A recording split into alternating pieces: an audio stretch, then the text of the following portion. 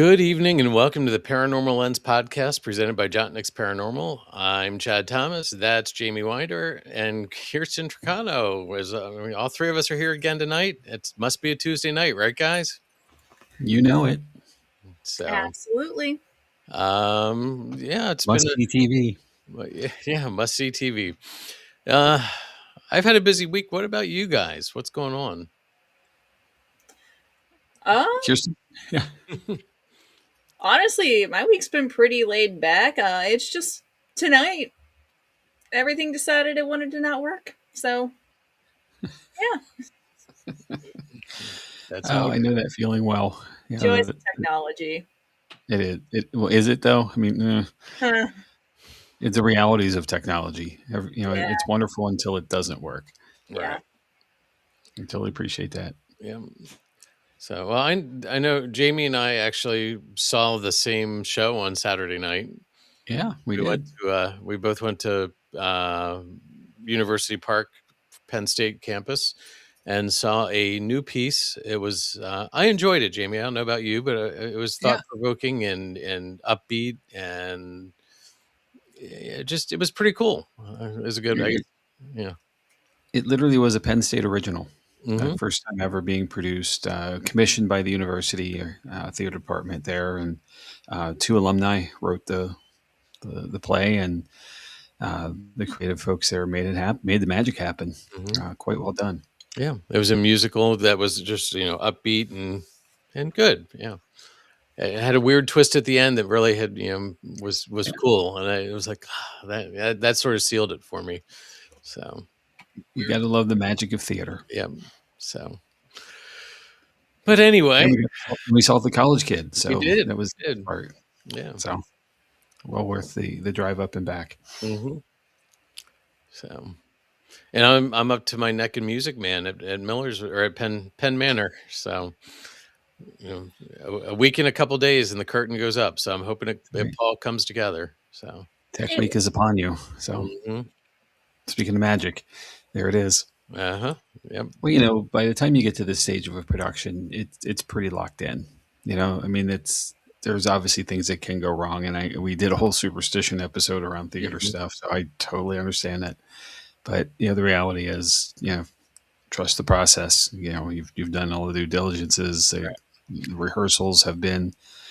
Everyone's shown up. The crews have all done their tasks, regardless of the type of work they were doing, the construction, the paint, the costumes, all the guys and girls that were just making all that happen on the backside. It's all going to be ready. The curtain's going to drop or rise in this case, and opening night's going to be a blast. Yeah, we're forward to next week seeing this. Yeah, it's just we're in that bringing it all together at one time because it's a musical, so you've got a pit, you've got all the scenic changes, and you've got the actors, and we're still struggling, but we're going to get there. I have faith. As do I, and I'm not part of it. That's why I can say that. So, well, Heather says hello, and Bert had a meeting, and he'll be home shortly. So now we know. I was worried. He better be listening in the truck, as she says. But we can't start till Bert is here. We certainly, at least he can't be watching in the truck while he's driving. That's true. So, Bert, get home safe. We'll see in a little bit. Yep. So, all right. Well, let me jump into this and see how it goes. It's I've been really busy, so I hope this has come together just like the show's going to, and we'll see what happens. So. We got to work on this marketing stuff, dude. Can you sell it? I'm not good at selling myself here, Chad's about to start the best episode of Paranormal Lens we've ever done. It's our number one episode. Yeah, well, no, Jamie's got that wrapped up right now. So it's because it's about the Frogman. The best. My dad sent me a reel the other day on the Frogman. So get out. How cool. Yeah. So. Well, tonight we're going to talk about a place that we definitely haven't talked about before. None of us has visited, as far as I know. So let's see where this goes. It's called Where Silence Screams, the Kings Park Psychiatric Facility. There are places where silence feels peaceful, and then there are places where silence feels wrong. Heavy, pressurized, artificial, like something underneath it is trying to get out. Tonight we're going to talk about one of those places, an institution that once held thousands, a place built with good intentions, Uh, Chad, you just Yeah. got really muffled. So Uh-oh. sorry. Is that any better? Oh, yeah, that's definitely perfect. better. All right. Yeah. Let's see. So tonight we're walking into one of those places, an institution that once held thousands, a place built with good intentions that slowly transformed into something far more complicated. A place where hope, neglect, medicine, suffering, progress, and tragedy all lived under the same roof. This is the story of the Kings Park Psychiatric Center. Kings Park opened in 1885 as the Kings County Asylum, as part of a national movement in mental health reform.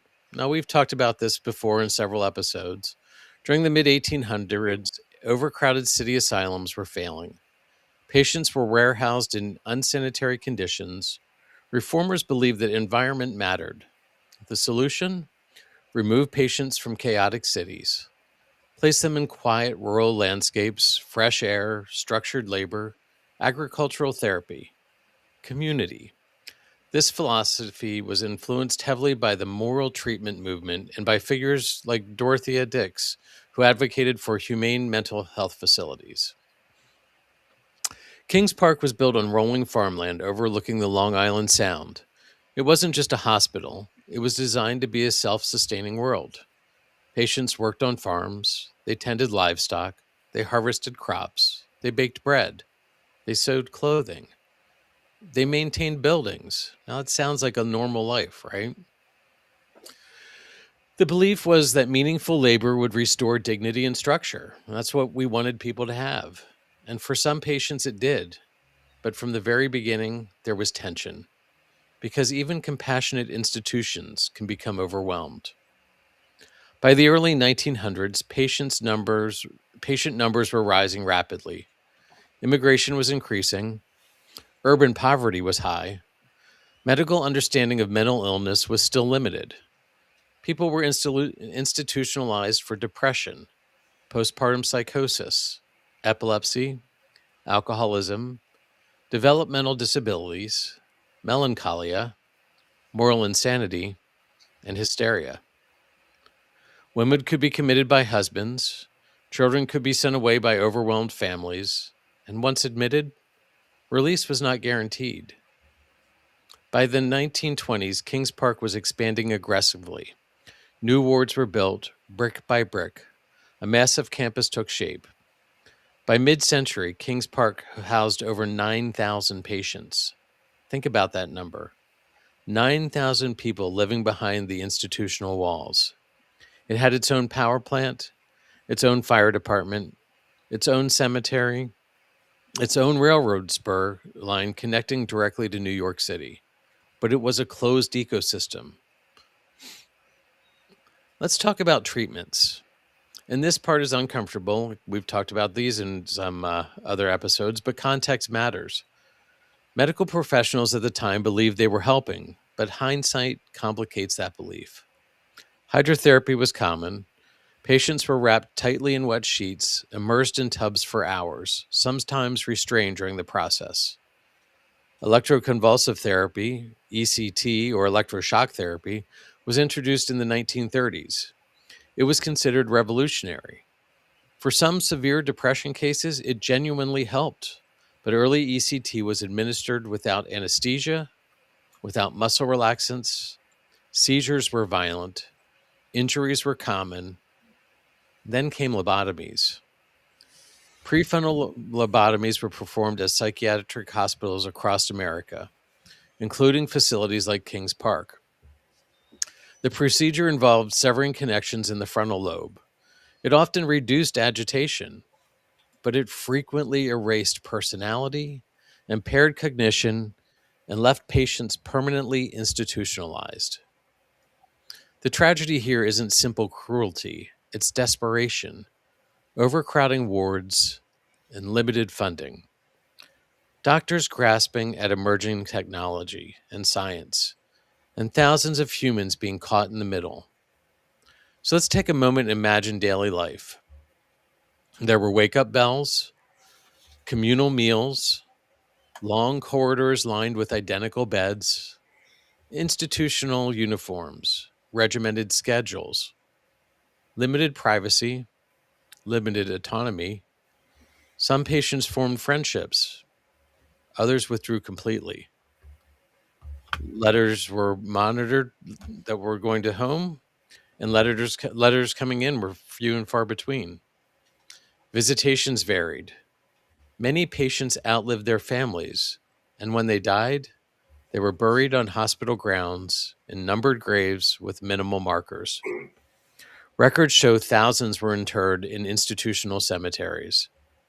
There's something profoundly unsettling about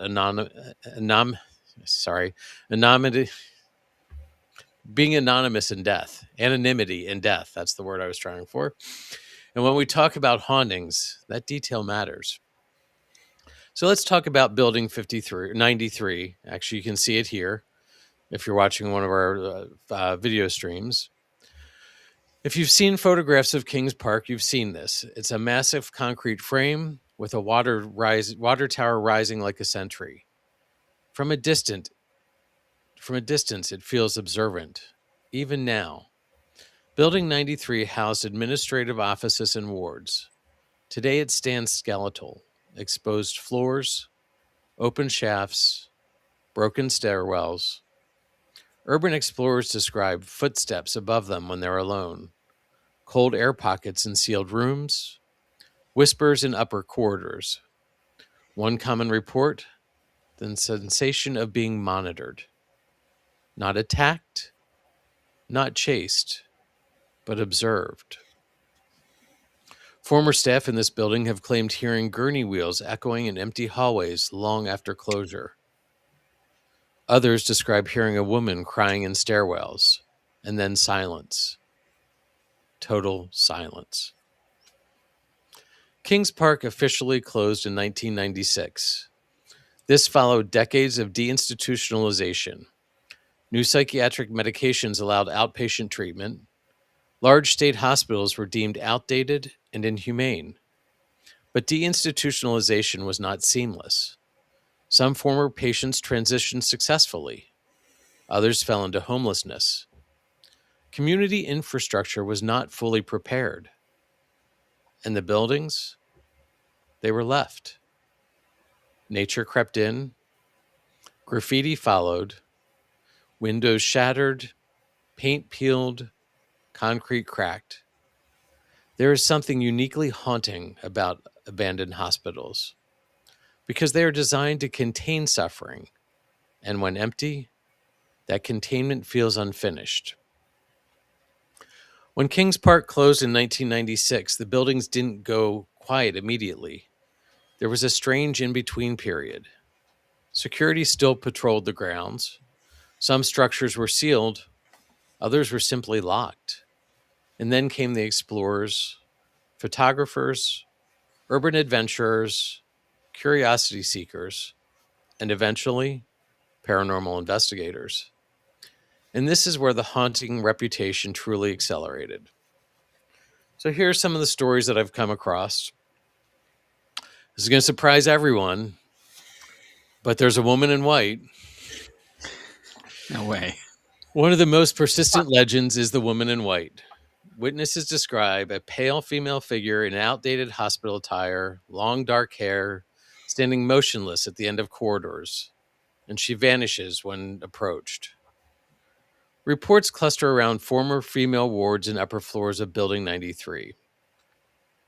Some claim she appears in windows from outside, visible for a moment before dissolving into shadows. Skeptics argue it's a light refraction through broken glass. Believers argue consistency matters. The description rarely changes. And what's interesting in this is there's no confirmed documentation of a specific woman in white tied to Kings Park records.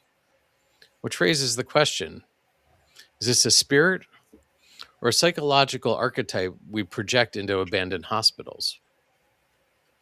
The woman in white appears in folklore globally, but witnesses insist this one feels different. Not dramatic, not aggressive, just present, and watching. Then we have the screaming courtyard.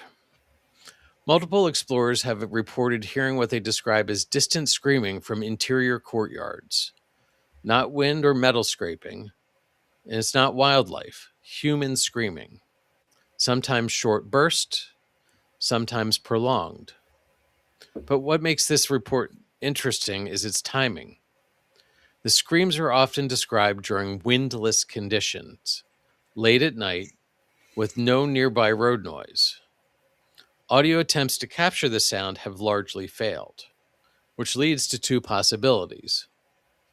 One, it's environmental acoustics behaving unpredictably, or two, it's an experience that doesn't translate through equipment. There are cases where 3 or 4 people report hearing it simultaneously. That collective experience is harder to dismiss outright, but it's not impossible.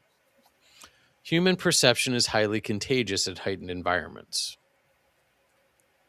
So let's talk about the shadows on the upper floors. Photographs taken from outside Building 93 sometimes show what appear to be silhouettes in upper windows, tall, human-shaped, stationary figures that then are gone. Some of these images have been debunked as explorers inside the building. Others remained unexplained. Former security personnel have claimed seeing movement in sealed sections. Remember, as I said earlier, some sections weren't just locked, but they were completely sealed off, bricked over, and shouldn't be accessible. One guard reportedly described seeing someone pacing in a building that had already been cleared. But abandoned structures are deceptive. Birds enter, sometimes light shifts, clouds distort perception, and the human brain completes shapes that aren't fully there. But still, the frequency of shadow reports at Kings Park is unusually high compared to other abandoned sites on Long Island. Then we have the gurney sounds that I mentioned earlier. Former employees, not just explorers, have told stories of hearing metal wheels rolling across floors after closure began. The sound of a hospital gurney, slow, rhythmic, and echoing down the corridors, then stopping abruptly. It's a very specific sound, and former staff say they recognized it instantly. Metal wheel vibration has a unique acoustic signature. But here's the rational angle. Maybe it's a piece of loose sheet metal or detached pipes. You could have wind going through broken elevator shafts. Abandoned hospitals create low-frequency resonance.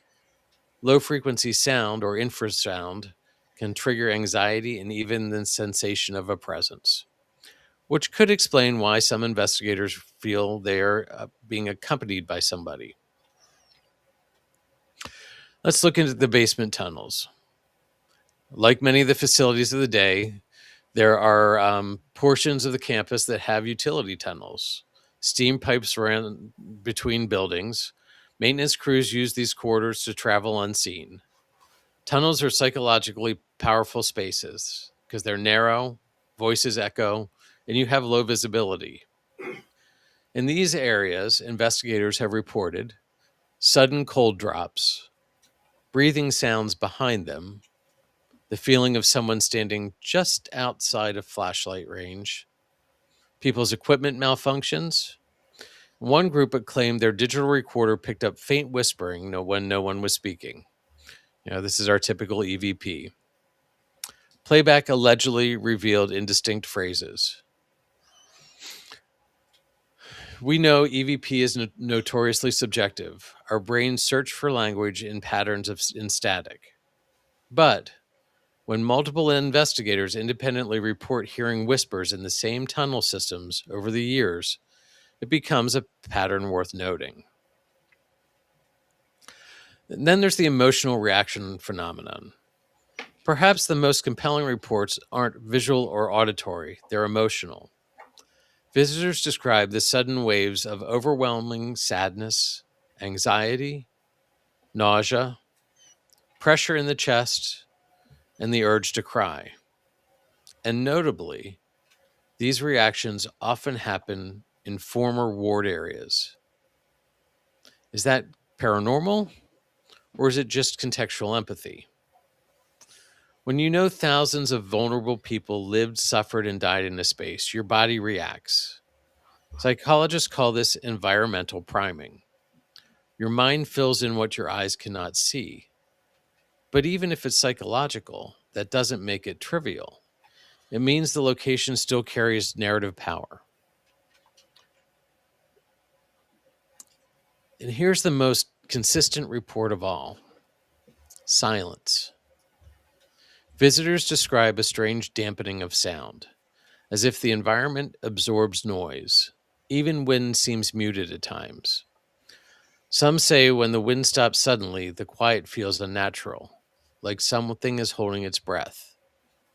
Abandoned institutions often have thick concrete walls that distort acoustics, but the sensation described at Kings Park goes beyond that. People describe the silence as active, not absent. And that's where our episode title truly lands, because the silence doesn't feel empty, it feels compressed. And if thousands of unspoken stories are stacked inside it, are these intelligent hauntings or residual activity? Most King Park reports lean towards the residual. Screams, footsteps, gurney sounds, repetitive phenomena. Few claim direct conversations. Few report clear responsive interactions. That suggests if something is there, it may not be spirits in the traditional sense, but the imprint, a localized saturation with a tense emotion. And if the stone tape theory holds any validity, few places qualify more than a 9,000 patient psychiatric institution operating for over a century. The hauntings of Kings Park Psychiatric Center aren't flashy. It isn't poltergeist heavy, and it isn't cinematic. It's atmospheric, subtle, persistent. And that might be even more disturbing, because if something lingers there, it doesn't demand attention, it waits.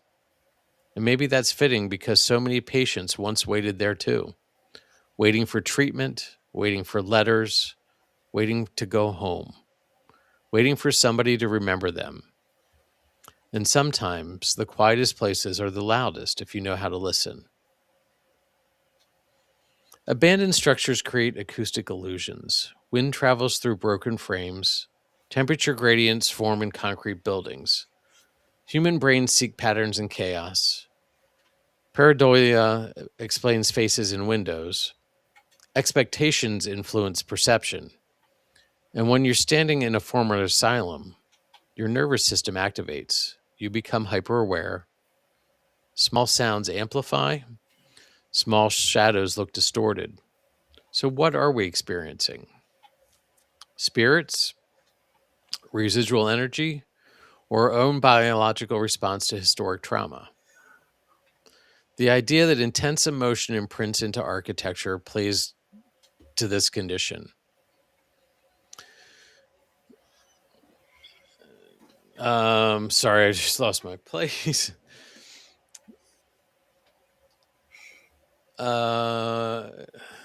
If emotional saturation leaves traces, Kings Park qualifies. And this is where we have to slow down, because it's easy to turn psychiatric hospitals into haunted attractions, but we have to ask, what does it mean to investigate a place where vulnerable people suffered? Are we honoring memory or exploiting it?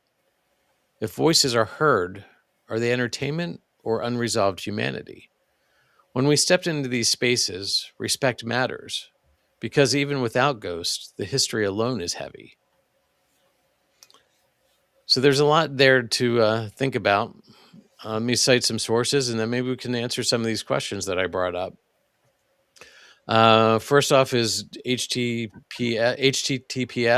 ourstateparks.com, about the park. www.longisland.com/news/05-19-22 historical-facts about Kings Park Psychiatric Center. https kppc tripintothepast.weebly.com /history.html. www.longislandguide.com. Visit Kings Park Psychiatric Center.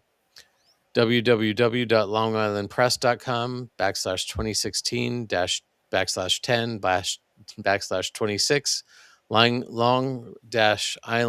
haunt 17. All right. What do you guys think? Let me catch up on a couple comments first before we Mhm. get too far into that. Bear with me. It's lost my mouse. I will say that you cannot investigate here. Yeah, I gleaned that from just a quick look. So Heather has added, so sad that these places start off with the greatest of intentions, but overcrowding always leads to their demise. That was Mhm. early on in the discussion. Bert he's home. Yay. He's added another place to cry. Yeah. Mhm. Stefan has added, if the walls could talk. Mhm. And Bert has commented, I couldn't imagine investigating there. It's huge. Would take a week. Mhm. Oh, absolutely. Yeah, Yep. just the campus that it is. Mhm. It is a state park now, but it is not available to investigate. It is patrolled. You will get arrested if you're caught in these buildings.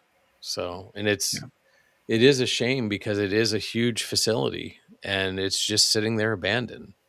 Again, another one that's just, but making it safe again, it would take thousands and probably hundreds of thousands of dollars to make it safe for people to go in. Right. The liability is such a challenge, Mhm. with all of these dilapidated places. It's not, it's the physical condition. And you see some of like the image that's on the screen now, it's falling apart in some Right. places. So falling down at least, not maybe falling apart. So Right. the last thing you need is an investigator, mumbling around in the dark and then going through a floor, missing something and going down a stairwell, whatnot. So Mhm. it's easier to say no and be consistent than it is to say yes and have an issue. Yep. I So mean, appreciate isn't it a shame that this falls into the same as Penhurst? Like it Mhm. is it's the Yeah. exact same thing. Well, I was thinking that, like, we've not been to this place, obviously, because you can't go, but we've been to this place, Right. or one's very much like it. Crescent comes to mind here in mid-state Pennsylvania, for the campus that it is and the sprawling complex of dilapidation. Just when we were there last summer, Chad, you and I were there for the Paracon. Right. It poured that afternoon, for at least a brief while. And Mhm. I went into the main building, into the administration building that we were right in front of, to walk through it. And there was water coming from the ceiling. And I'm on the first floor of a 3-floor building. There's water coming through the ceiling from the rain, Right. and then there's actually grass growing inside the building Yep. along the window ledges. So it's been that way for quite a while. The fact that we were in there, obviously anything could happen. Um, I think we all went to Trans Allegheny. I think of that as well. The age of that property, the similarities in the story that struck me. St. Albans is another.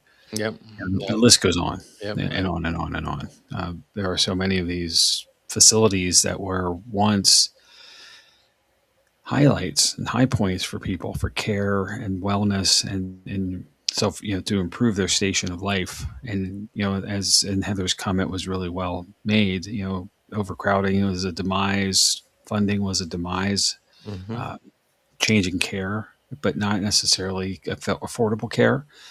Let people stay to the place they were instead of moving to something better, more appropriate. And, therefore languish began. And neglect began, and trauma began, or continued in most cases, because I'm sure it happened before, but it's Right. just another level of it. Uh, it just, this whole thing just is so sad how we went from something so good to something so bad. Mhm. And knowing that this was in operation until 1996, I mean, that's well within our lifetimes. Um, So many of these taken places away.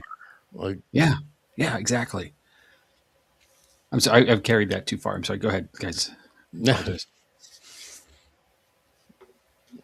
it just it, it boggles my mind that, like you said, that it went this far, that, this long in 1996.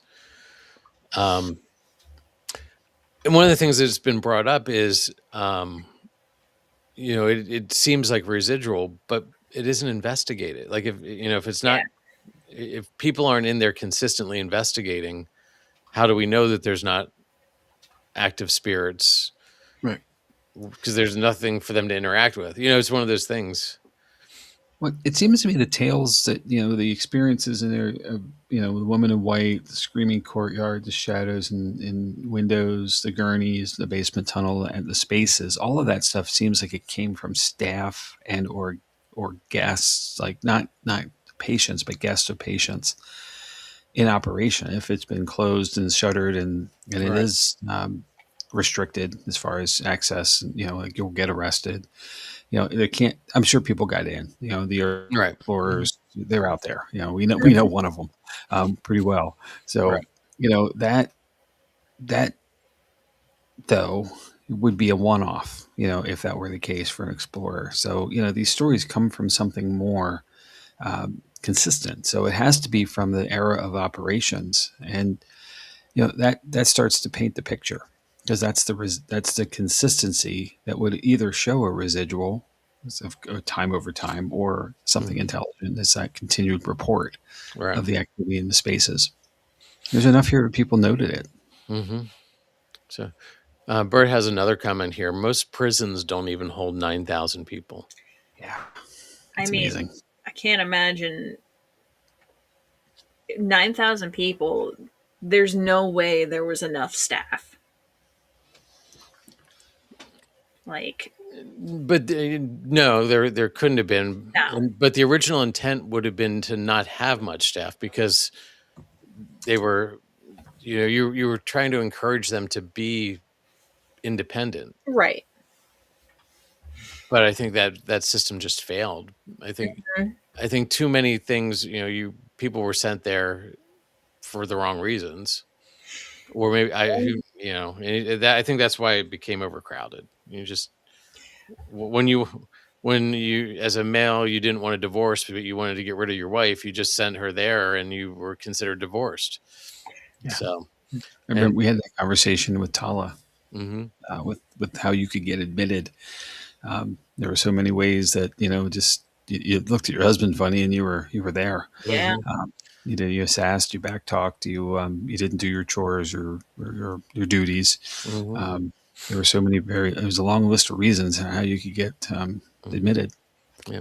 Stefan said that's a decent sized small town, or decent sized town. Absolutely.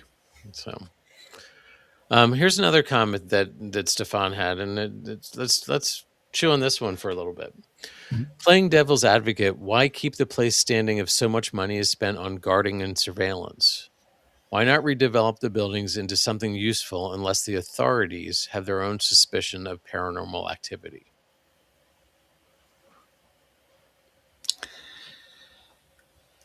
Yeah, but it's a great thought, right? Yeah.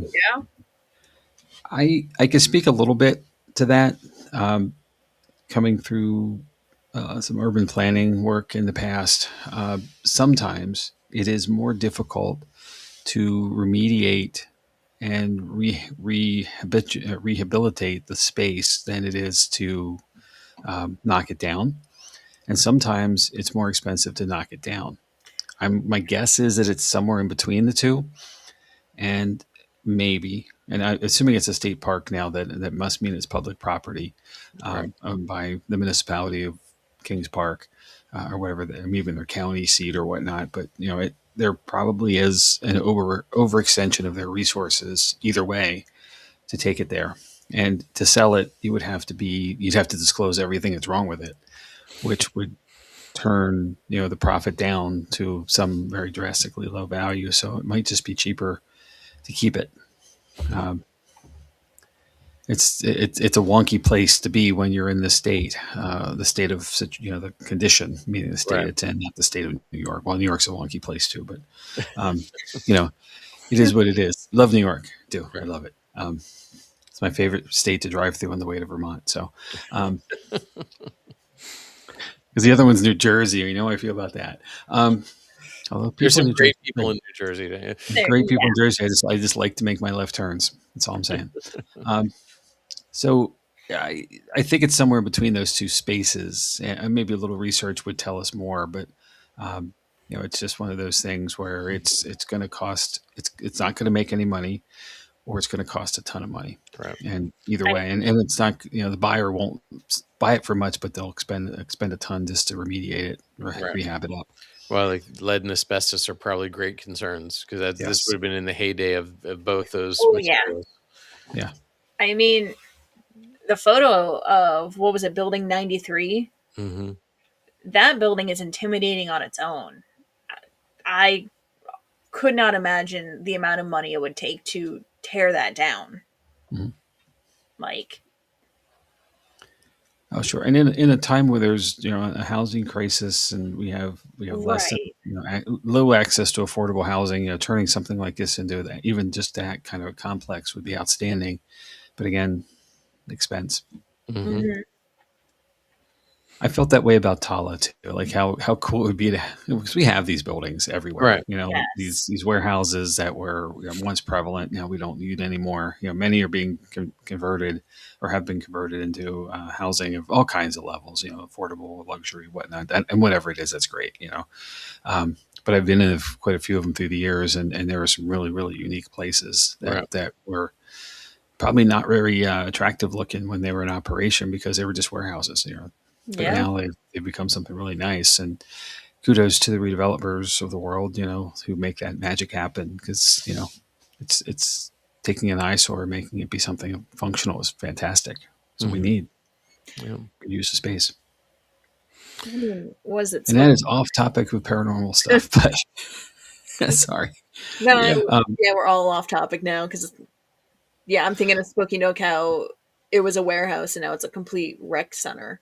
Yeah, exactly. I actually was in that building years and years ago when it was all loading dock doors. Yep, me too. So, yeah, and speaking of asbestos, a lot of it moved through there. So, because it was an Armstrong facility. It was. So, but back to the paranormal. Yeah. What do you guys think? Like, well, I have a question before we get down that path. I didn't catch this early on, and you might have shared. I apologize if I missed it. But do we have a death count for the facility? We don't have a death count for the facility. Okay. We're in the thousands because there's just so many unnumbered or unmarked graves. Right. Yeah, I gleaned that from the numbered graves that they were how the system was that there were deaths, of course, and it's just all kinds of reasons. I didn't take this to be a physical a place where people were getting harmed by each other, the inmates weren't attacking each other, kind of thing. But people die of all kinds of reasons, natural causes obviously being one. And sometimes with the treatment that they were receiving, it could have been to their doom. But getting a number would be interesting here, just to get a feel for the weight of it. I mean, it's heavy enough, right, with all the stuff, but that adds some depth to the situation, the knowledge of the place. I thought you said something really interesting, that in the communication, not a lot of letters came in, and I get that. I think because people were sent there, they were problems to their families, and therefore, they were kind of left there. Right.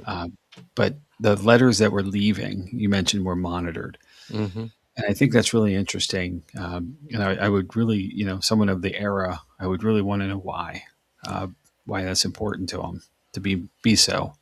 Well, I think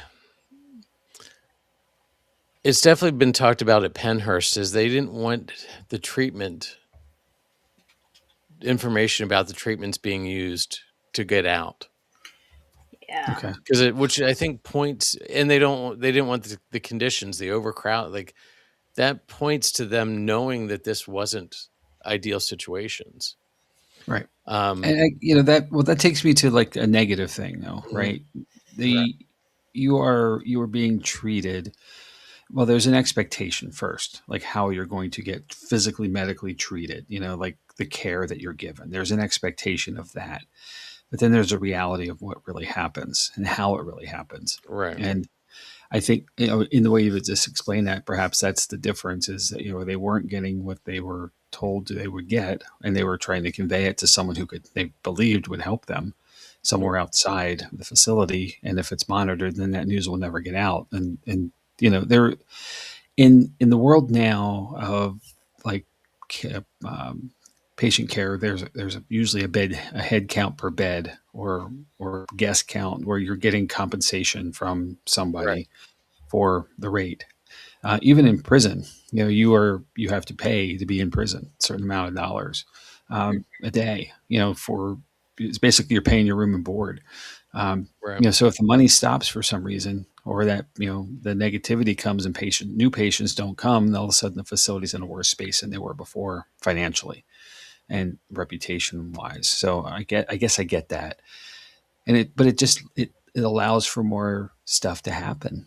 Right. And how things can, we talked about this, and I know we talked about this back in the Penhurst episode, is how things got so bad so fast for the care that folks were supposed to get, and how people were just left behind all the time because there was another person coming in. And even when we were in Tala, the sleeping in shifts, there were Yeah. Yep. beds in the halls, and you slept for a few hours, you got up, someone took your spot, and slept for a few hours, and they got up and someone else took their spot. It's just more people than there were spaces. Right. But the checks kept coming and they kept cashing them. And that just kept building and building and building, which is, obviously leading to all of this negative energy, which could well lead to some kind of a paranormal experience. Mm-hmm. Wow. Is it crazy how it all just swirls and it becomes more and more? Yeah. It's amazing. All right. I have one more thing. And I thought you said something really interesting near the end about the folks who were waiting, Mm-hmm. waiting for something to happen, waiting for the next thing, but what now if the facility is truly shuttered and it is truly guarded, where there is zero access or zero tolerance for access? What if right now there is intelligence at the facility that's just waiting for someone to come along and engage? How that makes me, as much as all of this makes me really sad, that part, to my mind at least, is the worst part of it. Mm-hmm. Is you're there and you're just there, and no one can connect to you. Like, that feeling is just despair in me. I Yeah, I have don't like trouble. that. Sorry. No, I mean, Wow. we've gone to so many places where it almost has like a feeling of joy when you can connect with some of these spirits, and Right. it's Yeah. almost like someone can talk to them. So now that thought of like they're just waiting, the possibility of there could be spirits there and they're just waiting and no one's there to talk. No, I'm bummed now. Yeah. Sorry. Yeah. Thanks, It's just, Jamie. it's a lot of things to think about. It's heavy. Yeah. Yeah. I didn't mean to bring everybody down. Well, So, no, I did. It's not you. Yeah, no, it was It's all on Jamie's me. fault. but yeah. So we got to start a letter writing campaign or something to the body that owns this place, and say, hey, how about you open it up? And there's got to be somebody in the area who could take on the management for this. And think about that. I mean, obviously, there's not every space would be open, and it's no different than any of these older facilities. Not every place, every part is available to us. Yeah. Open it up, start getting some revenue, build up a good reputation, and let the magic happen of the paranormal world helping to take care of a place Right. to get some of the revenue needed to get it back to some standard place to be regular normalcy. Yeah. We've certainly, as Jott-Nyx Paranormal, we've done that with the Haldeman Mansion. That was our first home, was helping them get the funds needed to help rehab that aged facility. One of the most oldest homes in Lancaster County, and National Register of Historic Places property. it just was falling apart, literally. Solid enough that we could be in it. So luckily, but Right.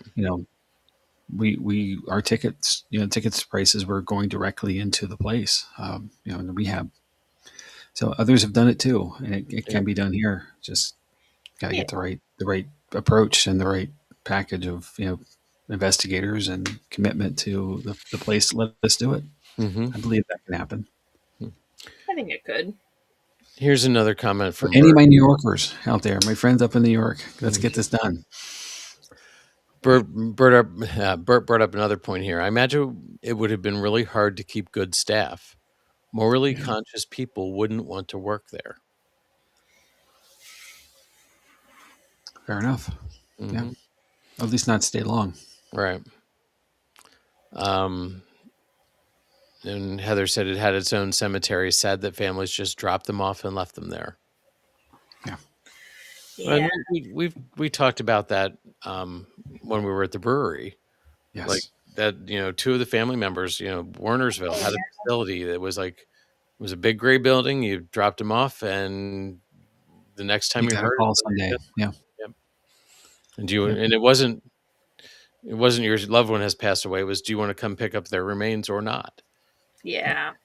It happened. It's not like they're ill or there's Right. now's the time. Right. Should come. It's like, do you want their stuff or not? Right.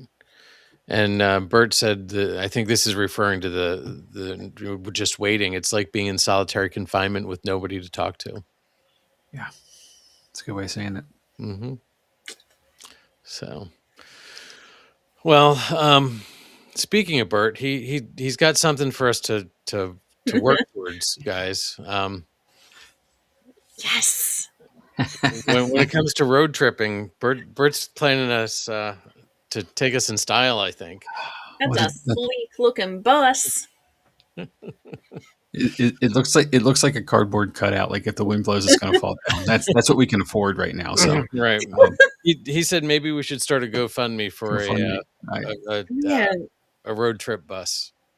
All right, I'm in. I'll contribute to that. All the equipment can fit. That'd be perfect. Yeah. Oh my.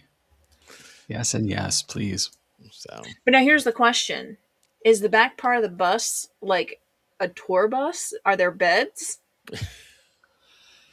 I think there has to be a couple bunks at least, but there has to be a space for all of us to sit and review all of our evidence.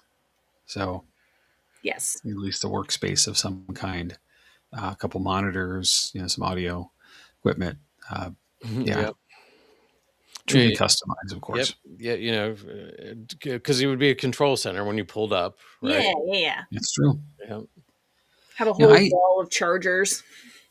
I have often thought of like finding a Sprinter or something, like a kind of a used van, but and I thought I got this idea. Of course, like Ghost Hunters did it, I think first, but they had the TAPS vans, van that they would drive around in the back of. One of them is a command center of sorts. You charge up your equipment, you keep everything there. It's a place you come back, you have a place to sit and get out of the space you're at.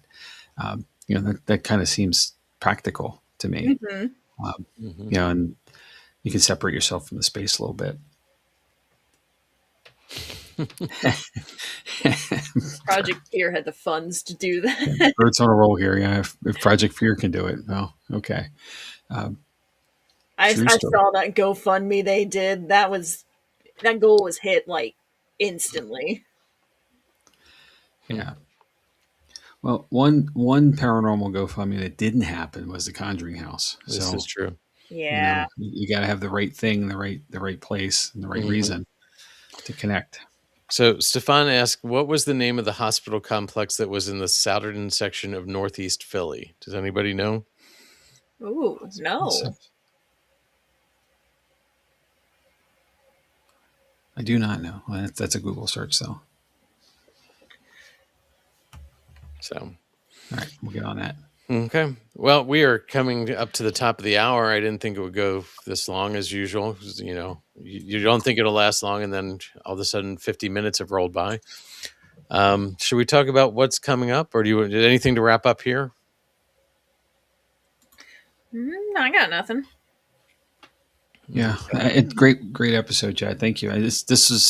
I knew nothing of this place, and I honestly had to look where it was before we started, um, just to kind of figure out what part of the world it was even in. So it's really cool. Okay. Yeah, I'm following the comments on this, but I don't know anything about it. No, I don't either. So I think I just found something here that's called Byberry, Byberry. It's a Philadelphia State Hospital. It was a large psychiatric facility in northeast Philadelphia, located in the Somerton neighborhood along the border of Bucks County. So really, pretty much the top of the city. It operated from 1903 to 1990 under several names: Byberry State Hospital, Byberry City Farms, and the Philadelphia Hospital for Mental Diseases. Might that be the place? It sounds like it. But it's Don't have an interesting. Again, address. here's another one that sounds like it was a farm complex that they, put everybody to I'm making a note of this one because it sounds like an episode. Yeah, it does. That's it. And Stefan said so. Perfect. I think Jamie just claimed that one. Yeah, snooze you lose, friends. I'll get the next one. Well, if you look at the schedule, I think I have stuff on the calendar until like into the summer. So Yeah, if you'll need an episode, take it, please. I realized you and I follow a theme. Well, I should show you sometime the I keep a booklet, like a little tablet, but I have a list with my lunch bag, which I carry to work every day, back and forth. It has a pocket on the side, and it fits perfectly in there. I have a little pin hook on it. So you know how it goes, guys. When you tell people what you do like this, all of a sudden every time somebody hears of something, they come and run to you about it. And that's how. Corey Asperl was on, doing the local urban legends. That's he and I in our conversations at work a lot. He's like, "Hey, did you hear about this? Hey, did you hear about that?" So I think I got smart and I got this little tablet and I just start writing things in it. And I'm probably halfway through something that's an inch and a half or so thick. Now it's not all. Sometimes it's large scribble because I was in a hurry, but it's not incredibly organized either. Just sometimes blurbs of things or comments, but. That kind of thing to me is where I go when I'm like, okay, let's what do we want to do? And then I don't know that I have a pattern, but thanks for noticing, I guess. Because there is probably some consistency to that. And of course, some things are like, well, it's not an episode by itself. What can we bundle? Then that leads to a whole rabbit trail of stuff. And this process isn't exactly linear. I think that's, in the sense of like, where you think you're going to start isn't always where you end, and how many times have we said this at the beginning of an episode? This probably won't be a long one, right. Or at least not on the air. We've said it to ourselves, as before we go, and it wound up being our longest ones, unless it's Steve Dills is on, then it's 3 hours, or Ron and Lourdes, and it's 3 hours no matter what. But, and I love it. But, sometimes these episodes just become organic and the material starts to build. That what you find, it just gets deeper and deeper. And then there comes the how much is too much. Right. And it's amazing. So hopefully, for you out there as a listener and someone who's enjoying this, hopefully we find that balance for you. That's what we're aiming for. But know that there is more to all of the episodes. And there certainly is a lot to search. If you're interested in the topic, go out and look it up and go further with it. Take it all the way. There's a lot in the world. The internet's a wonderful thing sometimes. Sometimes it's not. Fair enough. But the resource materials are really deep and wide. And bring it back to us. We'd love to hear if something caught your fancy and you ran with it and found something more, something we misunderstood, misinterpreted. We'd love to know. Yeah. So. Absolutely. All right. Well, speaking of some more, let's move on to what's going on. So next week, I'm going to take No Vacancy for the Living, the Goldfield Hotel in Goldfield, Nevada. And that one should be fun. I'll explain why this one's near to me next week, but it's one I've been waiting to do for a while. Cool. And after that, on the 17th, we got... Silent Screams in there still. An update on this one, but on 17th, I'm a little disappointed that we don't have something on St. Patrick there, but that's okay. It's okay. I wasn't Echoes in the thinking of halls. that. I know, right? I was not thinking of that. I know. Well, we've done a few Irish things along the way, so we'll catch another one sometime. Yeah. We have Echoes in the Halls, The Hauntings of the Stanley Hotel, and the 24th, the Edinburgh Vaults, Life and Death Underground. The 31st of March, the Bridgewater Triangle. And we like triangles here. We've done several so far. Mm-hmm. Not my favorite shape, but it's a pretty good one. And then on April 7th, oh man, April already. Come on, spring. Lured into the Deep, The Legend of the Siren. That one's going to be a fun one too. Oh, it's going to be so fun. All right. So thanks for bearing with us on this very live episode. But if you're interested in more about Jott-Nyx Paranormal or Paranormal Lens and us in general, you can find our website at www.jott-nyx paranormal.com. That's JOTT-NYX paranormal.com. If you'd like to give us an idea for an episode or any communication directly with Chad, Kirstin, and I, you can reach us at paranormallenspodcast@gmail.com. Just drop us a line. Of course, you can always leave comments in the episodes that you're watching, wherever it is on whatever service. More information about all of our stuff, all the socials, and all the fun things, including our store, is available on Linktree, which is linktr.ee/paranormal lens. Or if you're watching us, we have a Buy Me a Coffee, which is buymeacoffee.com, paranormal9. And there is a QR code on the screen there. Any support is greatly appreciated. Unfortunately, we have operating costs to host the site for the paranormal, for the podcast, and some other stuff. So, unfortunately, we're just looking for some help if you can. If you're not, we're still going to go. Don't worry, we got you. So, lots of great stuff here on the screen, though. Ways to connect with us and Jott-Nyx Paranormal as a team, and go from there. Yeah. We're always looking to hear from people. So. Absolutely. So, we can say that our Spotify streams are almost at 20,000. We were a couple short before the episode. So we know people are out there listening. So reach out to us and say hi. Tell us what you think. So, yep. So yeah.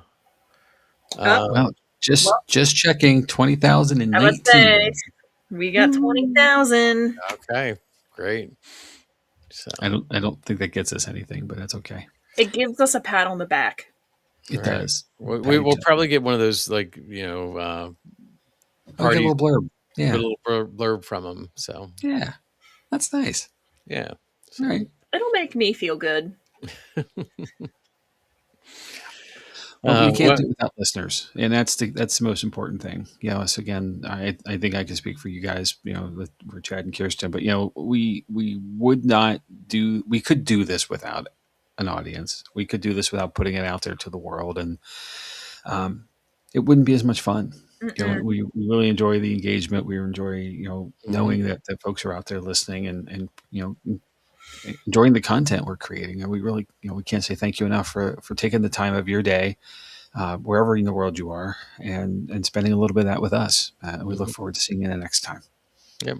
So, well, on that note, let's wrap this up. The Kings Park Psychiatric Center is more than an abandoned building. It is a monument to evolving medicine, to institutional failure, to attempted compassion, and to systematic neglect. If you ever visit a place like this from the outside, move carefully, listen deeply, and remember to stay alert, stay respectful, and stay curious. Good night, everybody. We'll see you next week.